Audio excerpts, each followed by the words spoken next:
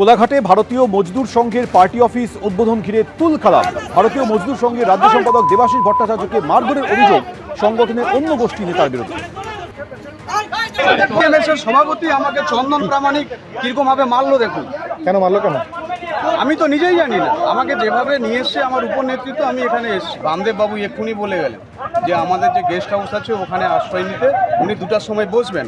তারপরেও রাজ্যের সেক্রেটারিকে দেখুন কীভাবে জামা প্যান্ট ছিঁড়ে নাম কি? ওনাকে গাড়িয়ে বসিয়েছেন, দেবাশিস ভট্টাচার্যকে গাড়িয়ে বসিয়ে রেখে, এবং আমাকে মারলো। না জানিয়ে কমিটিতে রদবদলে প্রতিবাদ করেছিলাম, এমন দাবি করেছেন বিএমএস নেতা চন্দন প্রামাণিক। আমরা রেগে জামাটা ছেড়ে দিচ্ছি। 2014 সাল থেকে বিএমএস করছি। এবারের নির্বাচনে 213টা সভা করেছি। আমি জেলা সম্পাদকে আমার নেতৃত্ব। হঠাৎ করে 10 তারিখ অর্থাৎ 4 তারিখ রেজাল্ট আউট হলো, 10 তারিখ উনি আমাদেরকে না জানিয়ে হোয়াটসঅ্যাপের মাধ্যমে কমিটিকে ডিজলভ করে দিল।